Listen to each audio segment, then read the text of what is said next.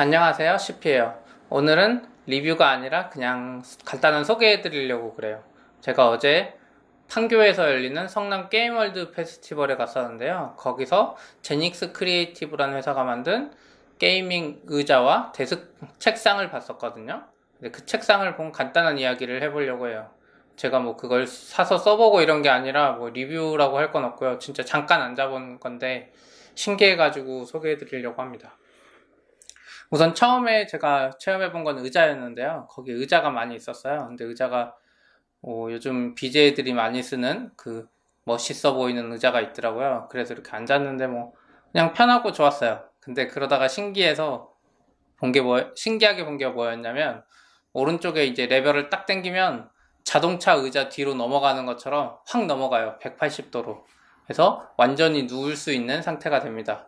이제 영상 찍은 거 보면은 완전히 누운 거보다도 살짝 뒤로 더 넘어가요. 그래서 그거보다 살짝 앞으로 더 와 있을 수도 있고요. 근데 뒤로 넘어갈 때 이걸 탁 당기면 확 넘어가서 약간 그것도 재미있더라고요. 근데 이제 180도 누웠을 때 뭔가 불안하거나 뭐 이럴 수도 있잖아요. 아무래도 무게중심이 안 맞으면. 근데 이 제품은 누워있을 때도 편하더라고요. 무게중심이 안 맞아서 막 기어갈 것 같거나 뭐 이런 느낌이 전혀 없었어요. 물론 야외에서 써본 거라서 집에서 쓰면 뭐 바퀴가 뭐 어떻게 될지 그런 건 잘 모르겠는데 그런 느낌이었습니다.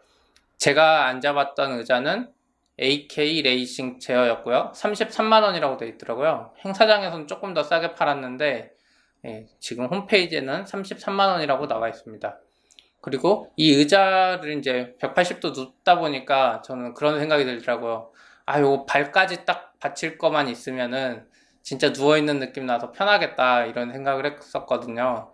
그래서 이제 제닉스 크리에이티브 홈페이지 들어가서 보니까 스툴을 팔더라고요. 그리고 의자 앞에 발받침할 수 있는 스툴을 파는데 요게 11만 원이더라고요. 네. 스툴 치고는 좀 비싸지 않나 이런 생각은 들어요. 의자 가격은 33만 원이면 뭐 괜찮은 의자라면, 그러니까 제가 정확히 리뷰를 못했으니까 이건 말을 못 드리는 건데, 만약 괜찮은 의자라면 33만 원이면 뭐 그렇게 비싼 의자는 아니라고 생각하거든요.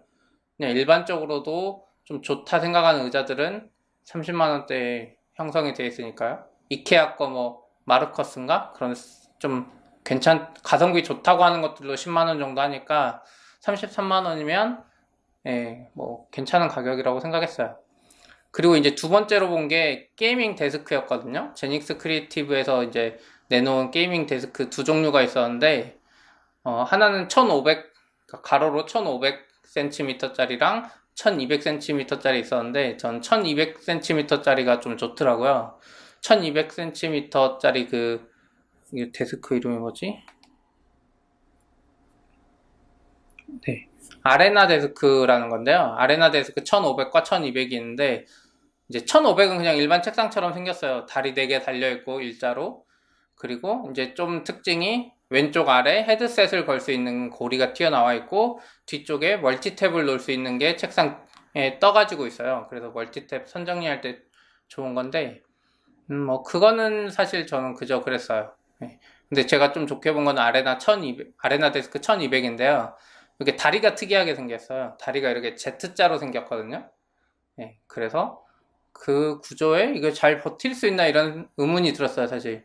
PC사랑 잡지에서 아레나 데스크 그 1200Z짜리 다리를 보고, 아, 좀 부족할 것 같은데? 뭔가 모니터 올려놓으면 막 휘어질 것 같은데? 이런 생각을 했는데, 이제 게임월드 페스티벌에 전시했을 때, 이렇게 살짝 눌러봤거든요?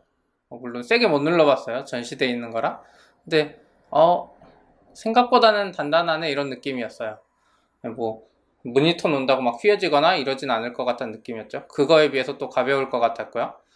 참고로 저는 이제 예전에 뭐 두다 데스크나 뭐 지금은 이제 나무 상판 원목 뭐라고 그래? 집성목 같은 걸로 직접 만든 책상을 쓰고 있는데 그런 것들은 뭐 확실히 나무가 두껍기 때문에 튼튼하거든요.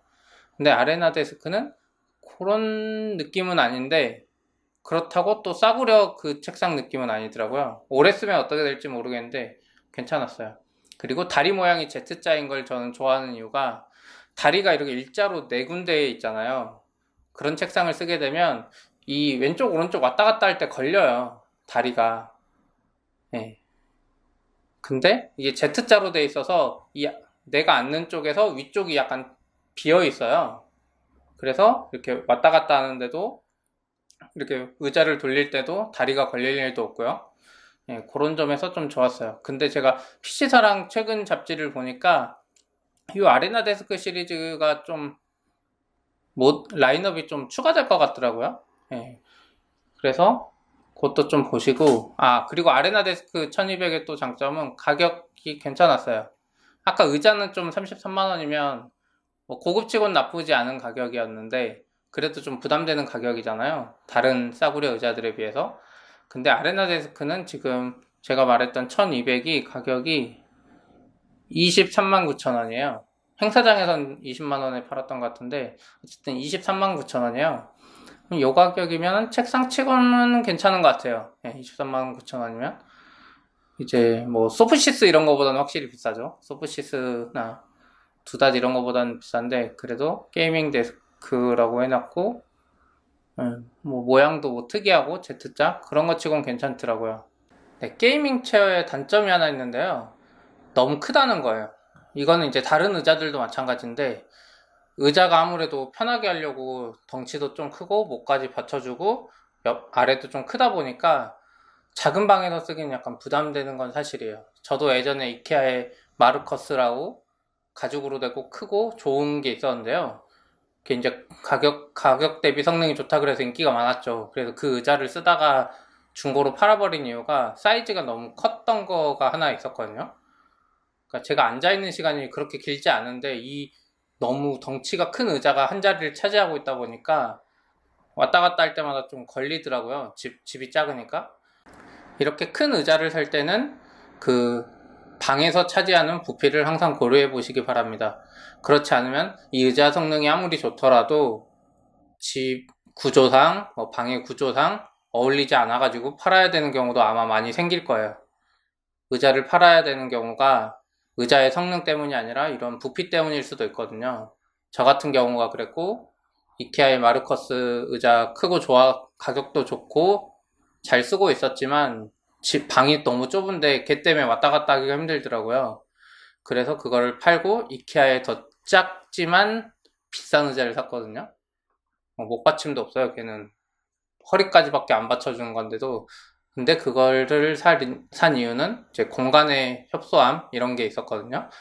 그래서 AK 레이싱 게이밍 체어도 마찬가지고 다른 게이밍 체어도 마찬가지고 가격이 이제 좀 높잖아요. 그러니까 구매하시기 전에 부피에 대한 고려를 꼭 해보세요. 제가 요즘 리뷰할 거리가 많이 없어가지고 이렇게 게임월드 페스티벌에 갔다가 본 거로라도 이렇게 소개해 드리려고 그래요. 제가 뭐 모든 제품을 사서 쓸 수 없다 보니까 이제 점점 리뷰할 게 없더라고요. 제가 진짜 전자제품 많이 사고 하는데도 이제 집에 더 이상 제가 쓰는 제품이 없어요. 그래서 가끔 앞으로 이렇게 소개해드리는 것도 영상을 찍으려고 합니다. 그냥 행사 갔다가 보거나 아니면 뭐 내가 직접 써보지 않았는데 뭐 유튜브나 뭐 블로그 이런 거 통해서 괜찮아 보이는 제품이 있으면 이렇게 이야기로라도 좀 말해보려고 합니다. 방문해주시면은 게이밍 마우스 10,000원부터 게이밍 키보드 20,000원부터 다양하게 우수 최저가로 구매 가능하신 할인 행사 진행하고 있습니다. 네, 재밌습니다.